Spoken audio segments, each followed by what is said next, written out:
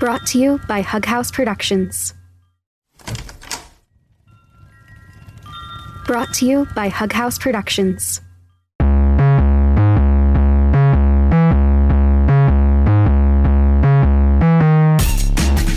Hello, welcome back to another episode of Never Morphed, and we are on a new book. We're on book 13. Are you excited? I am excited. I'm excited by this. This is a Tobias book, and it is so good. I am joined by Claudia Elvidge, creator of The Beacon and Starfall, two absolutely seminal pieces of audio fiction. I will obviously leave the links in the show notes. Please go subscribe. Please go listen. Please talk to me about it. They're very good shows. In this first part, overall in this book, I'm going to take some interesting turns for me emotionally that I'm still grappling with because I like holding a grudge against fictional characters. I think that it's a good and healthy place for my rage to go, so it doesn't go to real people. And typically, I'm not emotionally invested enough really in hating characters the way that I do in the series, but something about it gets right there deep down into my heart. And you may already know which character I'm talking about, who I hate very dearly, and who happens to play a major role in this book. And if you don't, that's very strange. That's who do I hate in these books? First off. Second off, have you read this book? Have you not read this book? I think you should go read this book. Hey, are you reading these books? I'm reading these books. Anyway, so prepare for that. It's going to be another couple of episodes because this book is so good and so crunchy, and I love diving into it, and I loved having Claudia here, and I'm so excited for you to listen and for us to be on a new book. Yay! Claudia, thank you so much for joining me here on Never Morphed for this book that broke me. This book broke me. I'm so happy to have you here to discuss. Yeah, thanks for having me. It's definitely a standout book in the beginning of the series that, definitely changes the status quo of these characters in a big way. Yes, I would agree. I should say up front that for scheduling reasons, I have actually already read book 14. So I know what comes after this book. Do you remember what comes after this book? I don't remember which one is after this one. Okay.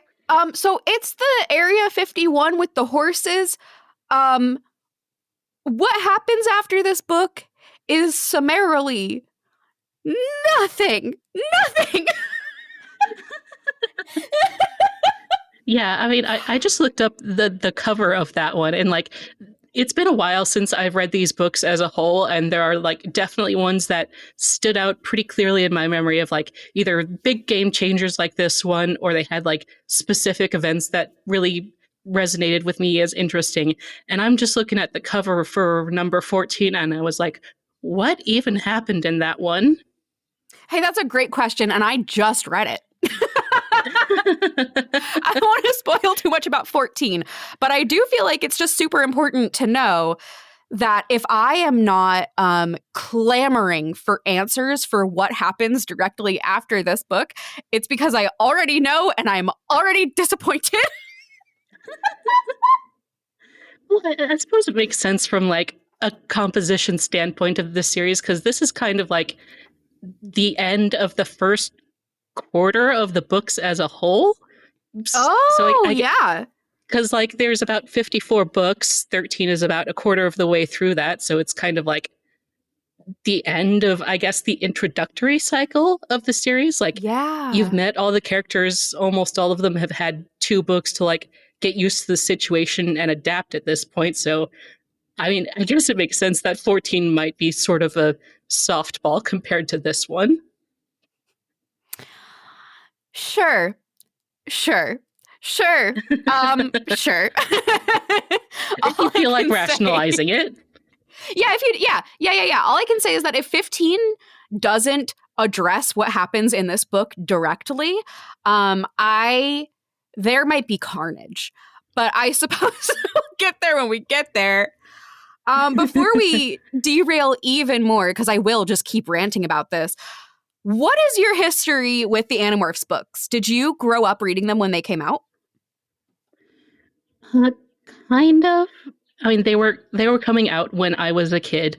I didn't read them in like the first wave of them actually coming out, but I did read them like as a child in elementary school. So when I was growing up, my mother worked at the public library, so there were some summers where I spent pretty much like the entirety of my time at the library. And I remember what a dream. one summer. Yeah, one summer I just like mainlined the entirety of the series because they were all out at that point. The library had them all, more or less in the way that a library would have, fairly cheap paperback books. So I just like, I was aware of the series. I had probably read like one or two before that, maybe seen like a bit of the live action series, but that was the summer where I just like went through all of them one after the other as like clearly as I could to get through the series. Of course, it had the situation of like, it's a library. Some of them will be checked out at the time I want to read them. Some of them will be, missing altogether. But yeah, I just like tore through them that summer and then almost didn't really read them or think about them too much directly in the years after that until I was like in my mid-20s again, when I was like, oh, I wonder what is going on with the Animorphs fandom, if there is anything like that nowadays. And I just started like getting slowly reinterested in them and like appreciating them in that way you do as an adult now of like, oh, this was some fucked up stuff I was reading back then. Yeah.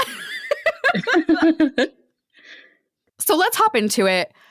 Chapter 1. So this is a Tobias book. It's called The Change. And for once, I think that title like really, really, really works. It is a change. It is a big change.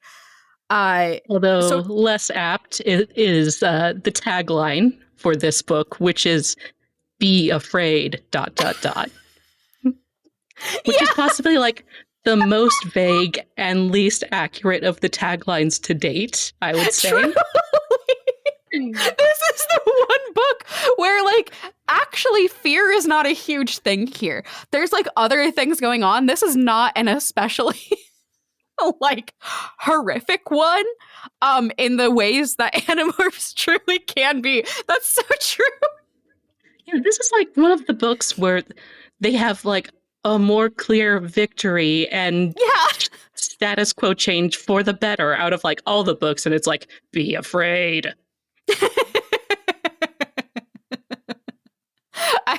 I love all of these little branding assets and copy that were obviously just put there by some rando at Scholastic who was like, I don't know, sure. Yeah, like the person who designed the cover for All Quiet on the Western Front based on the cover alone and just made it look like cowboys. Forgot about that. Yes. Oh my god. Oh, not quite, honey, not quite. Why though? Our intro narration is, I'm just going to read it off because this is like one of the strongest first paragraphs in an Animorphs book I've read yet. The prose throughout this book is pretty spectacular, but this intro paragraph says so much. So the narration is, my name is Tobias, and I am human, period. Partly, period. Most of my mind is human. At least, I think it is. I mean, I remember human things. I can read and use language. Most of my close friends are human, and I was born a human in a human body with arms and legs and hair and a mouth. So, immediately, we get this schism between Tobias where he doesn't quite feel human. He doesn't quite feel not human. He's in this weird gray area. This is also obviously a very trans opening paragraph. Very, very trans. Mm-hmm. And just like it feels like he is telling you these things, but it also feels like the first thing that we get is him trying to convince himself of what he is, which was so striking. Like, the audience almost feels tertiary here. I think this is the most introspective opening paragraph we've gotten yet.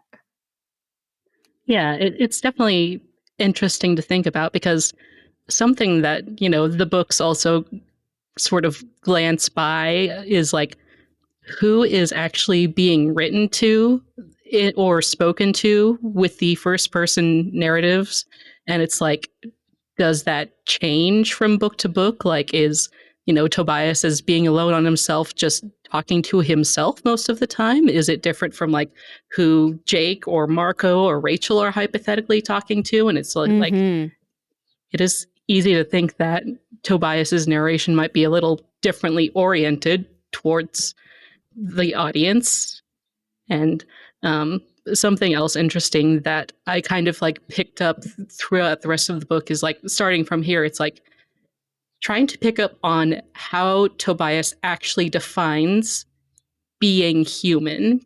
Yes. Because, sometimes you might think it's like human emotion and all of that, and like the overall experiences of being human, but he keys on like a very specific few things. Like, in this case, it's like human anatomy that he doesn't have, but it also picks up on like different things later on that we'll get to see. It's like interesting how he defines humanity in like these very specific ways that obviously he can't be as a hawk, even though he does experience a lot of human ranges of emotions and all that. Yeah, totally. I like this idea that, like, yeah, he does spend a lot of his time alone and probably thinking to himself, and that's probably skewing his narration as well. Yeah, and my note here is, you're a Nothlit, baby. You're just kind of a whole other thingy at this point. And boy, oh boy, did I have some things coming for me. When I started this book, I had theorized early on that probably at the end of book 1, I had theorized that Tobias would lose the human part of himself. That like slowly Hawkbrain would just take over his whole brain. And basically we would have completely lost Tobias.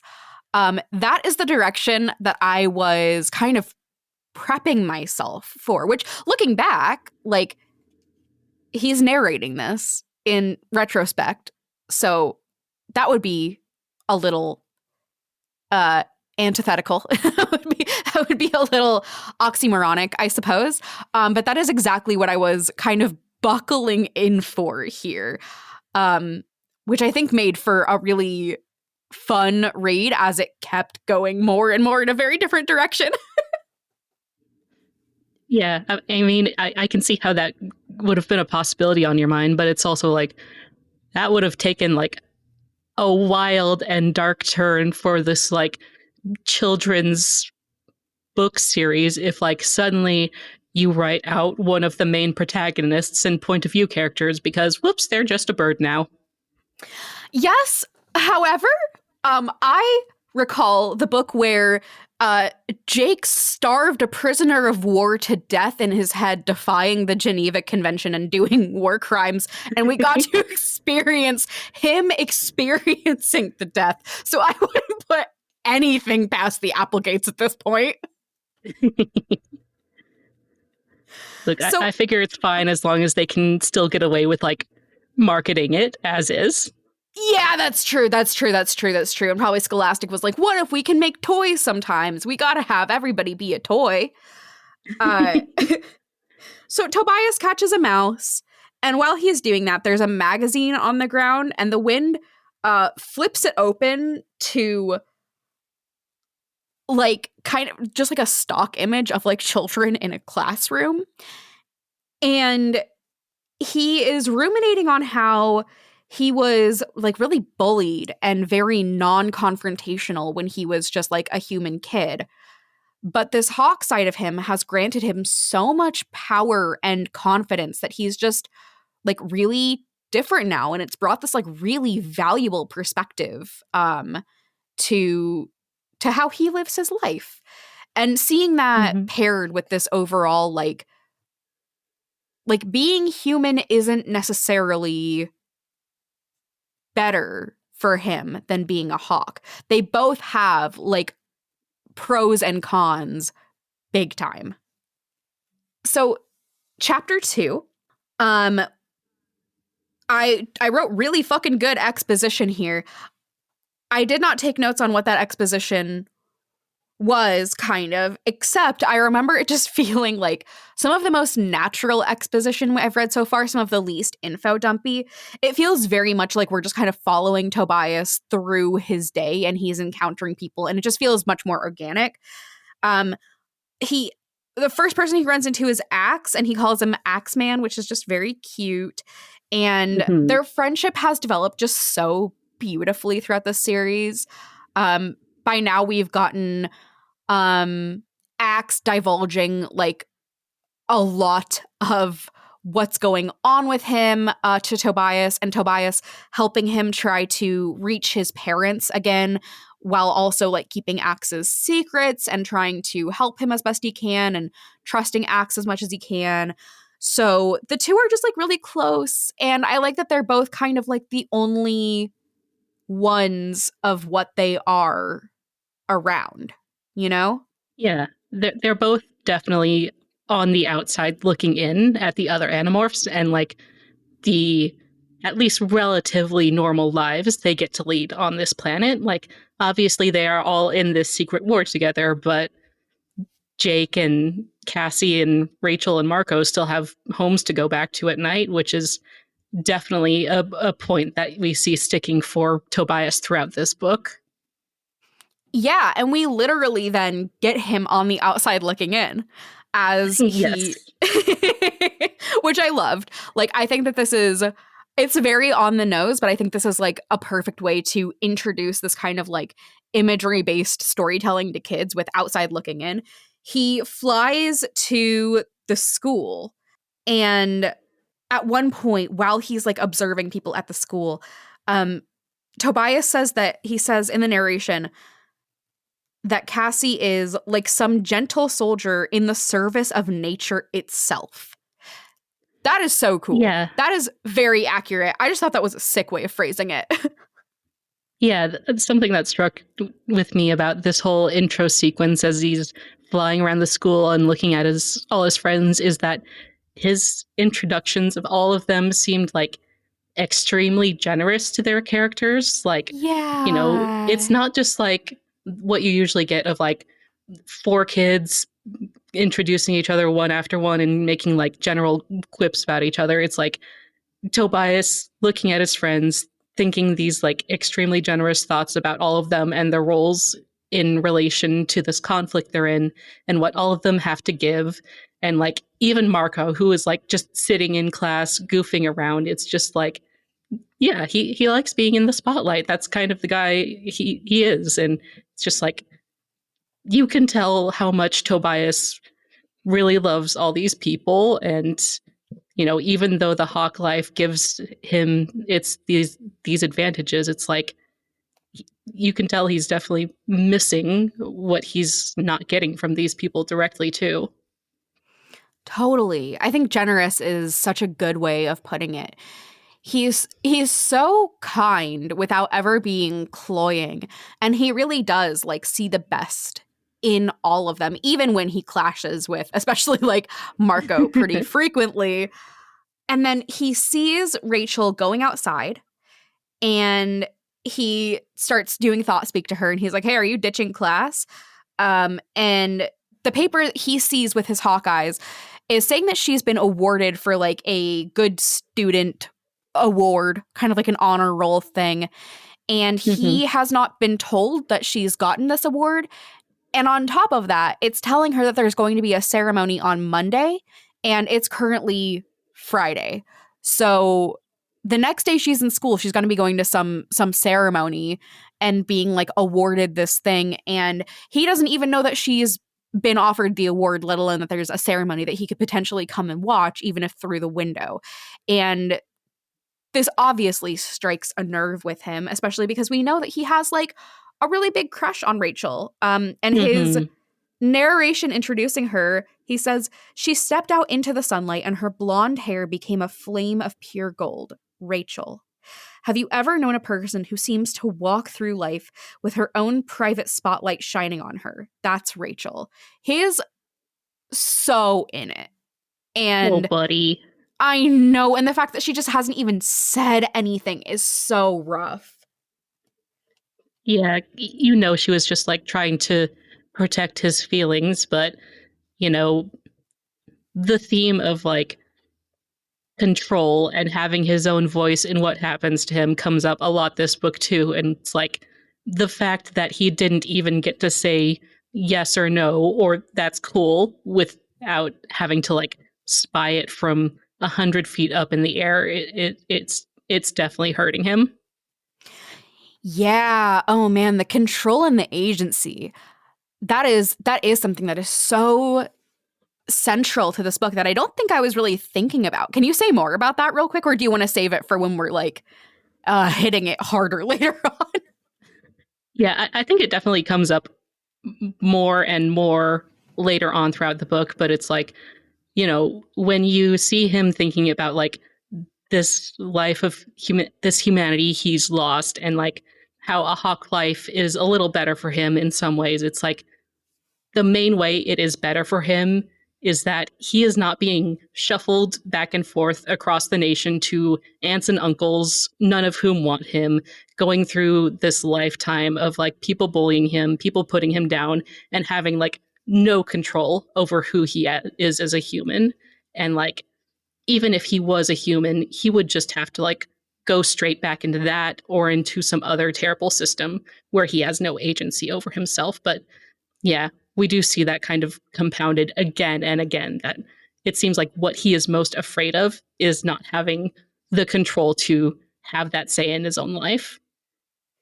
Totally. And to see it coming here from somebody who he cares so much about, and like one of the only people who really does seem to treat him like he should have agency in his life, and that he is like worthy of that agency, to see even her take that away from him by not telling him about this, to like kind of protect him, or, you know, quote unquote protect him. Like it really, it stung reading this. And I get where Rachel's coming from, but this one was this tiny act is so specific and so rough. Yeah.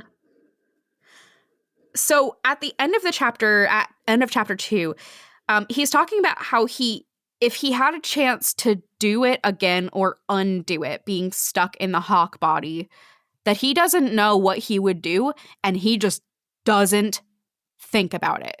It is so much easier for him to not think about if he would have made another choice, if this was the better choice for him, and like there's kind of this undercurrent too that isn't touched on in this book, except for it being like in the background a little. I don't think that the books are ever necessarily going to address it directly, but it's the question of like, did he do this on purpose? Like, did he, you know, did he willingly, knowingly stay in this body? Like book 3 was literally him being suicidal the entire time. So like, it wouldn't be a stretch to think that like this was a cognizant act of self-destruction. But so that's just like in the background the entire time. And I think is something that he doesn't want to think about even deeper than whether or not he would make this choice again. I think he doesn't fully understand that himself. I mean, I'm sure like even back in that first book, he was spending more time as a hawk that was entirely necessary. He was miserable whenever he was not a hawk. So it was like, it's entirely possible he was just like pushing the limits little by little until the point where it finally broke. And then it was like, yeah, sometimes even if you make a choice for yourself that will ultimately be better for you, it doesn't feel great right away. Totally. So chapter 3, we get typical Yerk exposition here. There's one line that made me laugh. He says, "They are here. The Yerks are among us. Inside the people you least suspect. Cops." And then he does list other things, but that did make me laugh out loud really hard. Yeah, I was rereading the first book recently, and it was like, one of the very first obvious controllers they run into is a cop. Yeah, so good. That I think was the moment where I was like, oh, okay. So when people were telling me that these books go really hard and are politically super insightful, people were not joking. They really are. That is such a bold move that I'm kind of shocked Scholastic let them get away with. And yeah, from that moment on, I knew I was in for some good shit. Yeah, say what you will about the Yerks, but they are really good about getting in the heads of people who are in charge of like some of the most vulnerable people in society, like, you know, cops and teachers and that sort of thing. Yes. Does continually bring up the topic for me of like, where's the actual principal of this school? Do we know if he's yerked or if they're yerked? I guess I don't know the gender of the principal.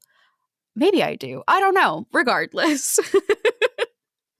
So he's flying around with Rachel. Rachel is a bald eagle.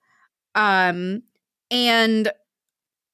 we have this like viscerally painful moment where Tobias is being like more direct about his crush on her than he usually lets himself get. He says that what she thinks of him is pretty important to him. And then he says, "I winced. I'd sounded way too sincere." And then he starts comparing him and Rachel to Romeo and Juliet, which is like, you know, again, very like 101 storytelling here, but I think a good way to prep young readers for this kind of parallelism discussion of relationships like this. And the last line of this little chunk is, "Well, you can't get any more doomed than caring for someone who isn't even the same species." And my note is just, this fucking blows, man. This cut me to the core. It is also interesting how we see this like contrast between like, he can't even handle telling Rachel directly that he cares what she thinks about him, and it's just like human reactions and feelings and sincerity. But like, I mean, a chapter ago, he was like waxing poetic about like how much all these people mean to him, and it's like he is having more human emotions as a hawk who isn't influenced by like people's perceptions of him, and like in this like human-ish interaction, he like can't even express himself properly.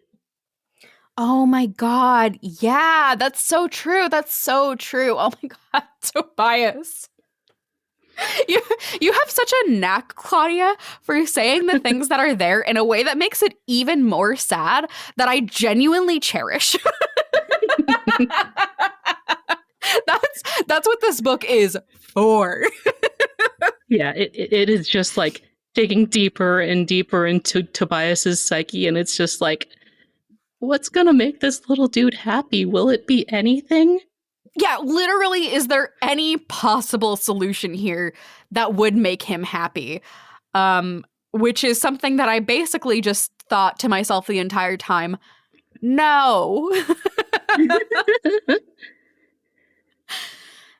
So chapter 4, a lot of this intro section is just sort of like Tobias's inner ruminations on what's going on. There's like not a lot textually plot-wise happening. It starts happening in this chapter. But for the first while in the chapter, it's like in this chapter, it's him ruminating on how cool and also not cool it is to be a bird. Continuations of what's been going on in the book so far. I have a note here where I start remembering my theory that Tobias is going to lose all of his like inner humanity and lose himself to the hawk brain. And I start absolutely panicking in my notes. Was that what you thought was happening with like the losing time and space as they're flying around? He was just like going to hawk for a while. Yes, that is exactly what I thought was going on, because he talks about this, about like kind of losing time. And I literally was like, it's starting, we're losing him. Like fully convinced and absolutely terrified. Lots of all caps. Like just a lot of fuck in my notes. God, I'm so glad this is not what occurred in this book. I can tell y'all right now, my prediction was, thank God, not correct, because it really I would have absolutely cried very hard. And then we get an occurrence. A thing happens. A thing really happens. So they're flying around. God, sorry, my notes on this book are terrible. I'm going to pull up the book itself and kind of like flip through as we're going, because my notes were so unreliable. Is this when This is when the tree starts moving away from the ground and like yes, a hole opens up? Yeah, is this when he is seemingly lost, where he like doesn't know? Yeah, it's like okay. It seems like he's flying off course, but not realizing it. But it happens like repeatedly and really noticeably until he's like, he and Rachel are like out over an open field on the edge of town. Yeah. Okay. So they're flying around and he realizes that he's like turned around, but he shouldn't be turned around. It's like the geography is moving in front of him, which doesn't make sense until we literally see a big giant oak tree move in front of him. This made me think of those like slider puzzles where you have a bunch of tiles, but you can only move one into the empty space at one point. Like, that's exactly how I pictured it. The tree just slides. He says, like it had no roots, like it was on a skateboard or something. And then Hork-Bajir just start popping out of the hole.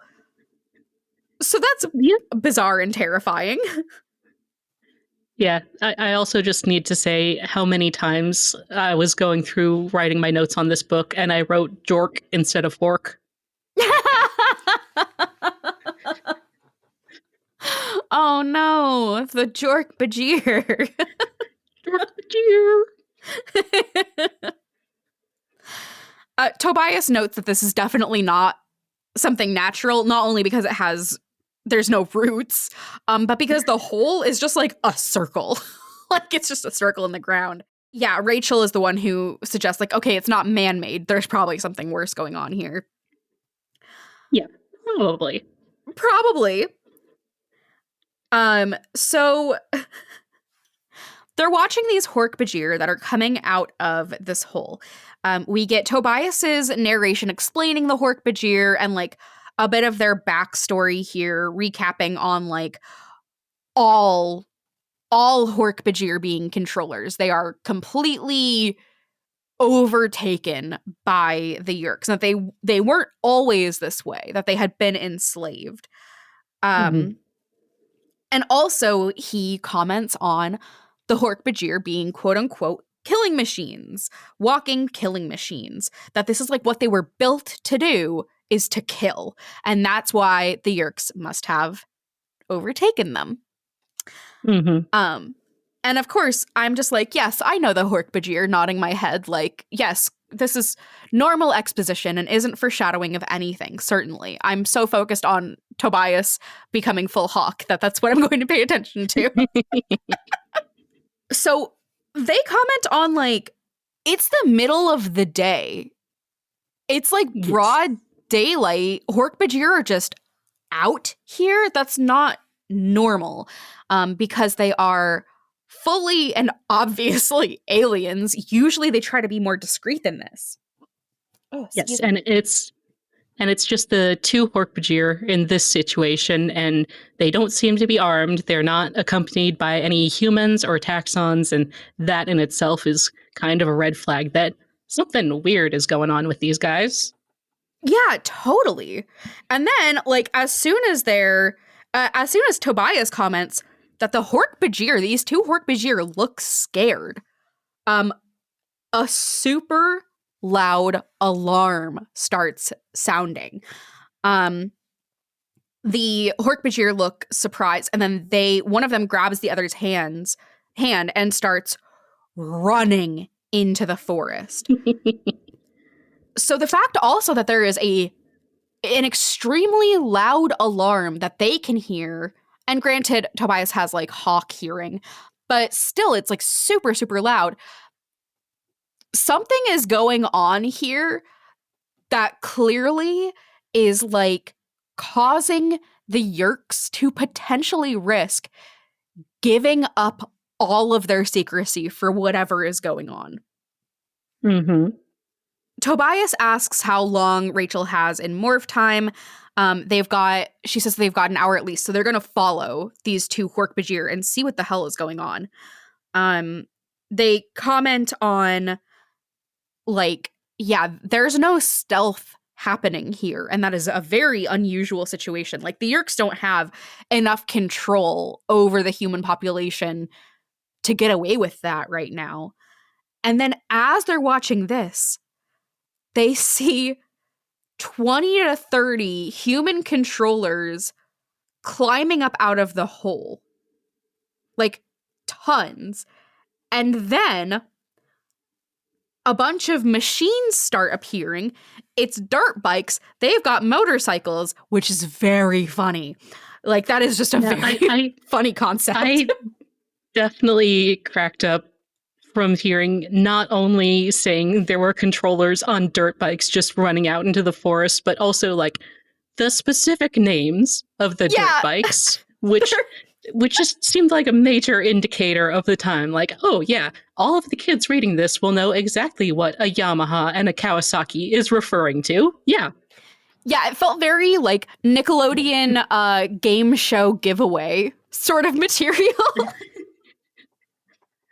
And also, like, I think that this is like so a nothing thing, but the fact that it's Yamahas and Kawasaki's, which are like two huge, very well-respected brands, like, kind of goes back to the Yeerks taking over people who have a lot of power. Like, those things cost money, man. They must have gone for somebody who owns a dirt bike dealership. I mean, they have, like, at this point developed, like, huge swaths of land underneath, like, a fairly sizable city, and, like, outfitted it with all these technologies to keep, like, hundreds or thousands of prisoners in place without, like, anyone in the city unyeerked powerful enough to notice it. So it's like, you gotta wonder about, like, the amount of funds these people are working with sometimes. Truly. Like, that's one thing that I think is really interesting so far, is that we really haven't had much conversation about class on the Yeerk side of things so far, other than, like, incidentally as another part of influence people have. Like, you know, when we're thinking cops and vice principals, we're not especially thinking like super, super wealthy. We did have the one, like, oh God, Jonathan Taylor Thomas from a previous book, like this child actor who clearly was rich. They were on a yacht. But we haven't had a lot of conversation about how class factors into this power overall yet. And something about this did just feel very like they got money. Yeah, they got Kawasaki's and Yamahas for days. Yeah. So as these human controllers are on these dirt bikes, some of them are manned by one person who's driving. Some of them are manned by two people, one of them to drive, one of them to shoot. They've got guns. It's a mess. And there's tons. And it's loud. There's a gajillion people. And they point out that, like, the Hork-Bajir can outrun humans. They cannot outrun dirt bikes or motorcycles. I do think that those are two distinctly different things, and they are being conflated here, but maybe I'm wrong about that. And like this is another situation where the human controllers full on have like assault weapons. They have automatic rifles here. So whatever is happening is seemingly one of the most calamitous, dangerous things that has happened to the Yeerks, if not the most, since these books started. For them to be bringing out this kind of manpower in broad daylight with zero stealth, clearly something really important is happening here that they were lucky enough to observe. Yeah, and our kids pick up on that quickly enough. It's like, okay, yeah, let's get involved with this, and like whatever side the controllers aren't on, we're helping out these Hork-Bajir. Exactly. And they just make the executive decision like, we are intervening here. We are going to thought speak to them. We're going to help them, which I think is so cool. And like, it's really nice seeing some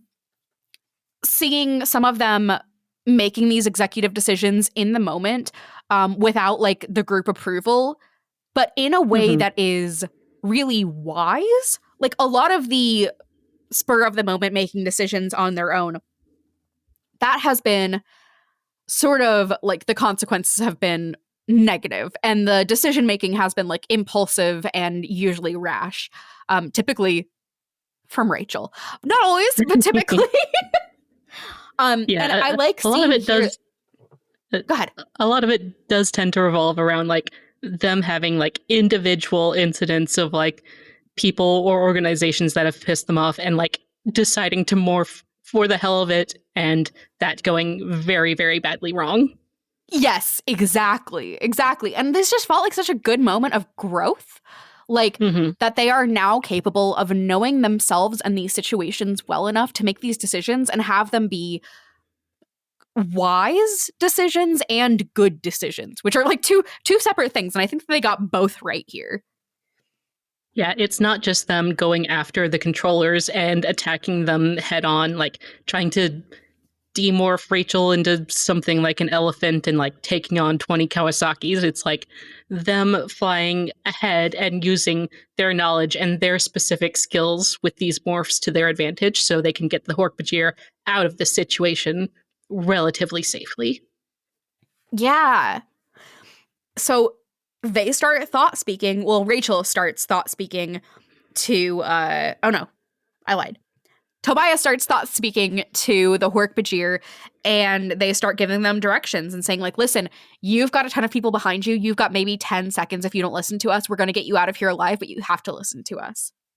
And chapter 6, they start giving directions. The Hork-Bajir are just like clearing through foliage so that they have a way to run. But because they're doing that, they're literally just like leaving a path open behind them, which makes them easier to chase. And we also get the one great quote, thought speak is kind of like email. Yes! I mean, you're not wrong, but also, that's so precious. And I love that tied to that is, it sounds complicated, but you get used to it. Yeah, man, email is real complicated. I know it was at the time, it's just very cute.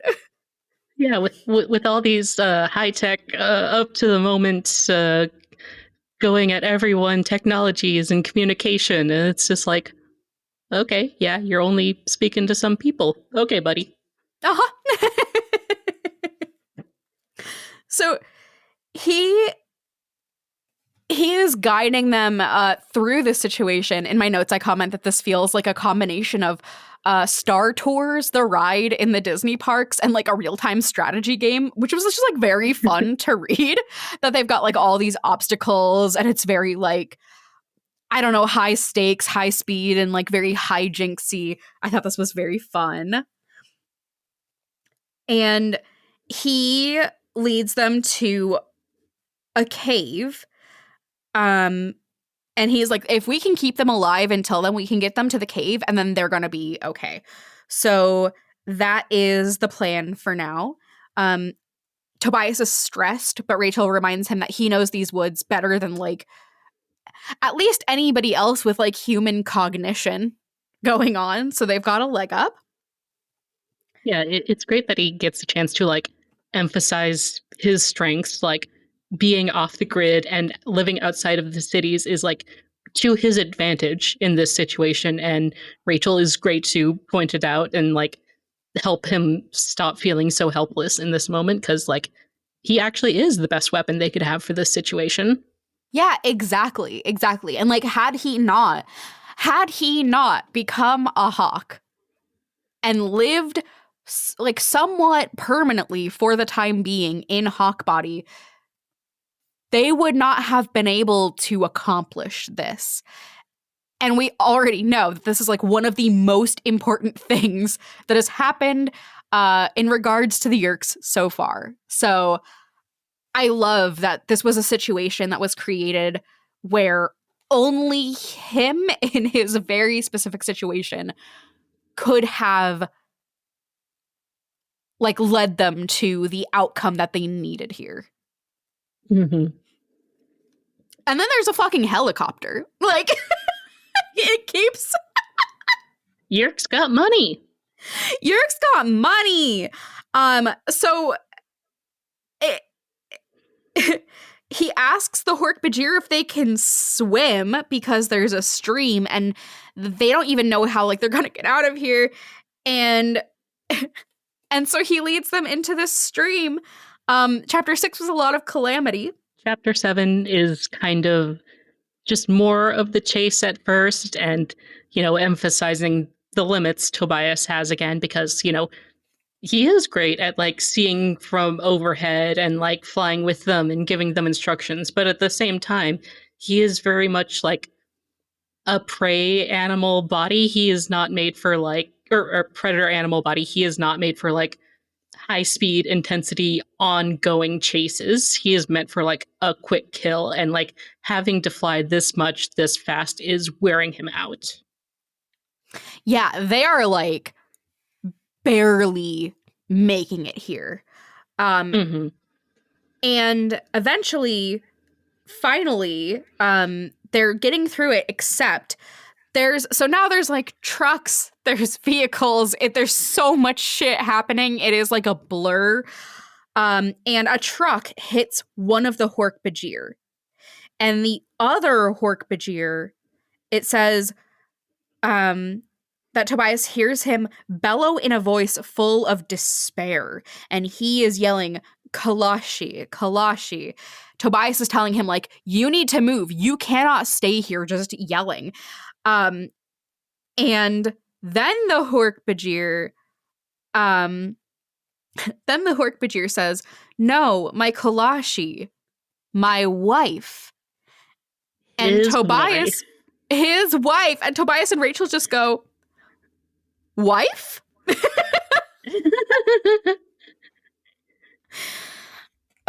So they pause for a moment to take in that information, and then they're like, no, you have to get going.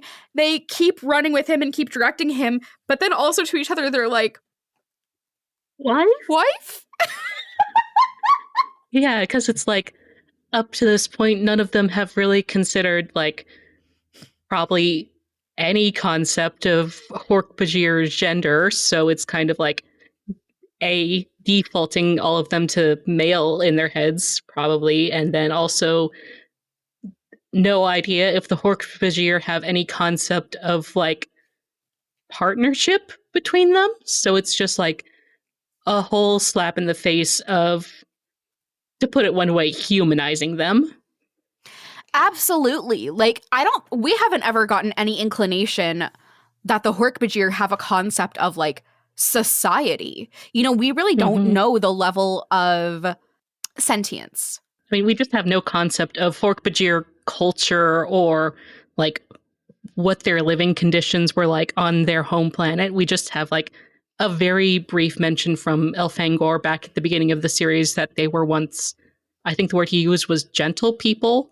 Yeah. But that's like almost nothing to go off of. And like they've spent weeks or months up to this point just being almost killed by these, you know, killing machines. And suddenly it's like, oh, not only can you speak, you are crying because you are separated from your wife. Exactly. This is such a this moment was real good. I was expecting something like this to happen with my like adult brain going into these books. But the fact that we went from, and again, thinking about this like parallel structure where we had Tobias comparing him and Rachel to Romeo and Juliet, and then we are brought here into these two people in love who have been separated and are clearly fleeing from something dangerous for them specifically. Like, the parallelism between all of that is so satisfying. And then, infuriatingly, chapter 8, they're at the barn. I was like, what the hell are you talking about? Yeah, it's like kind of skipped past any like discussions with the Hork-Bajir himself or getting him situated or like reassuring him that his wife is going to be okay. It's just like, nope, back at the barns. We need another chapter with all the team here. Yep. Yep. So they're filling the others in on all of this. And Marco sucks in this book. Marco is just being like the most annoying little shit right now. And it doesn't even matter if he means what he's saying. He's clearly saying it just to get like a rise out of the people around him. But it's just like hammering in all the stupid, haha, misogynistic jokes of the time. And it's just like, really, dude? Now? Seriously, this is not the time. Also, never is the time. He's being such a blatant, stereotypical misogynist. I agree that he like clearly doesn't really believe what he's saying. And then, very satisfyingly, Cassie is like, "Oh, you think that girls are just like automatically scared of a creepy crawly, like a bug or a snake?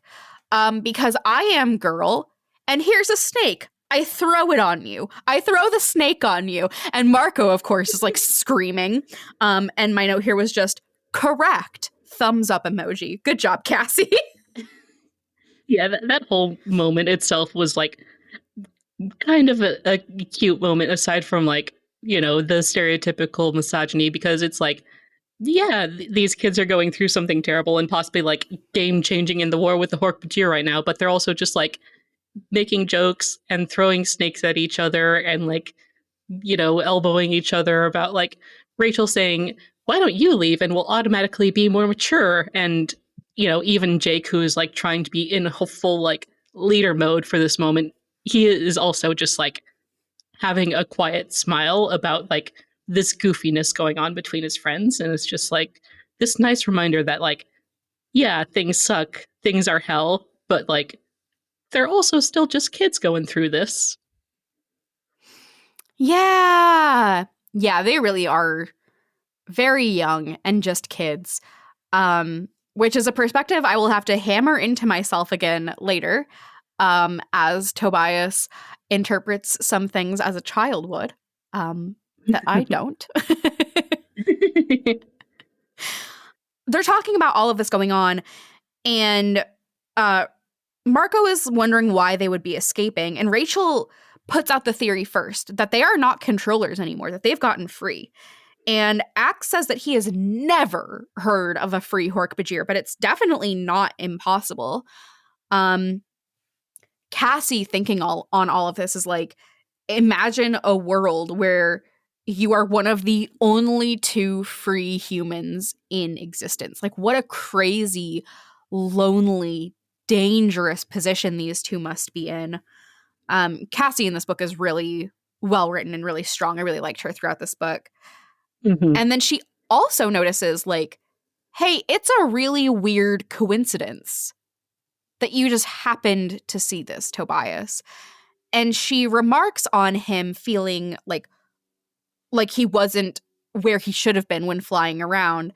And he's like, that's really fucking weird. That's really fucking weird. And that shouldn't happen. And me, in my brain, I was like, it's because he's losing himself to hawk brain. He's losing time. He doesn't know where he is. I need to start reminding myself that when very specific coincidences happen with like reality bending methods of making those coincidences happen, I really should be just reminding myself that there is a whole dude whose whole deal is doing that. Yeah, it's like, I mean, this is kind of the principle on which fiction operates. Like, very specific things will sometimes happen because they need to happen in order for a plot to progress. Like, the main character will be there to see some horrible event because if he wasn't there, there would be no book. But at the same time, when you have those characters highlighting this fact, it's probably a little bit of foreshadowing. Yes. and foreshadowing the thing where this has already been an established pattern and not a completely new thing, which is what I was expecting. So chapter 9, they are like trying to figure out like what they're gonna be doing with these Hork-Bajir and how to handle the situation. Tobias decides that he and Axe are gonna go try to talk to this one Hork-Bajir because the other, we still don't know what's up with her. It seemed like she was probably dead. So the others are going to stay, they're going to morph, but they're going to stay close enough so that they can hear and just be there as backup if it's needed. And they're all scared to go talk to this Hork-Bajir because they've been so deadly in combat. Like, they've always been the enemies that are like actually formidable and actually scary. Like, the Taxons are scary because they're just kind of like gross and creepy, but they're like easy to kill. The Hork-Bajir are not easy to kill. And just from the end of chapter 8, there was also this interesting moment of like them starting to decide, what are we gonna do with this Hork-Bajir? And it's Axe who brings up the question of, what does the Hork-Bajir want to do? And it's also these kids kind of realizing, oh, we haven't really thought about that. We've just been making up decisions on their behalf up to this point. So it's like, yeah, this person is on the run. They are possibly the only free member of their species at this point. So yeah, we're going to go ask him what he wants to do as well. Wow, making decisions for him, just like they did with Tobias. Wowie zowie. So Axe is going to be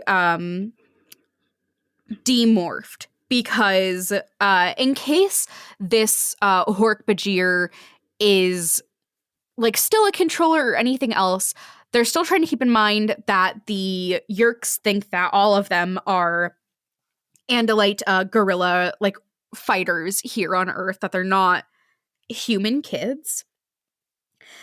So they get to the cave, which is small. It's small for this Hork-Bajir, but it is what it is. Tobias lands on a branch outside the entrance, waits for people to be in position, and he starts talking to the Hork-Bajir, saying like, hey, it's me from the other day. everything's cool. I'm going to come in with a friend. Don't kill us. And as soon as Axe becomes visible to this Hork-Bajir, the Hork-Bajir sees an Andalite, yells Andalite, and the two are like about to fucking kill each other.